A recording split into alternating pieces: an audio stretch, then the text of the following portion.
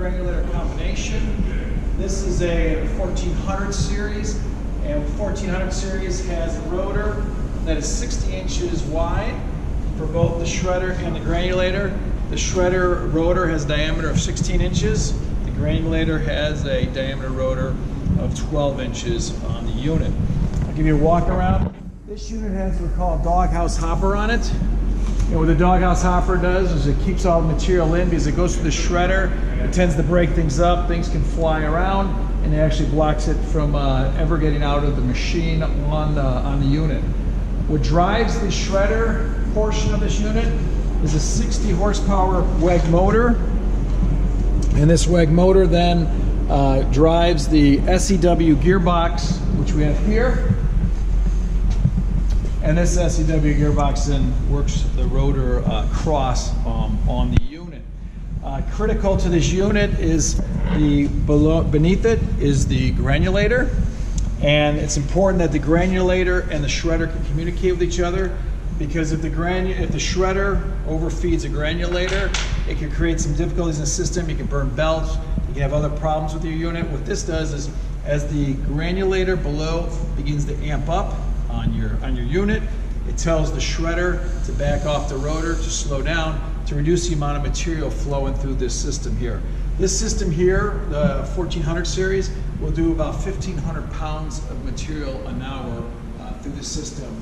The main screen inside your shredder is a 20 millimeter screen, and then the screen size for your granulator is 8 is the normal screen size. Some people go with 10s and 12s depending on the material. The granulator is driven by a 30 horsepower WEG motor on the system, and so this is able to drive the rotor for the granulator on it. What works the hydraulics for the system, this is your hydraulic pack back here. This hydraulic pack is what drives the ram back and forth on the unit. We have 2 oversized cylinders which work the ram, and along the rails of the ram we have sensors, and what the sensors do, it communicates back to the control panel where the ram is in position, and also helps with the timing of it. What I mean by timing is we have a fairly smart control system where you can make the ram go forward and do a passage in 20 seconds, or you can slow it down and have it do the passage from front to back up to 60 seconds or even greater on that. And it all depends on your material. That's how you set the differences in your ram speed and how you want it to work. The control cabinet is a Mattel control cabinet. On it, very easy to work controls. You have a blower system, which then creates the blower, so it allows you to then alleviate the materials from the granulator, then your hydraulics for the shredder itself, and they're all set up for a feed conveyor on the unit. The yellow light here is for if the granulator begins to amp up, because it has the excess material going through it. What it does is it tells the hydraulics and the shredder to back off so you don't overflow your granulator and jam up your machine.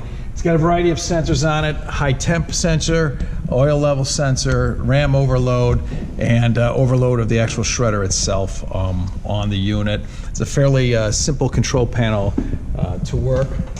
Inside the panel, very nicely laid out panel, and the core components in these panels are either Eaton controls in Eaton Electronics or Siemens controls. So it's very easy to source all these electrical components in the United States. What we've done is we've opened up our shredder granulator combination. Up on top, this is your rotor for your shredder.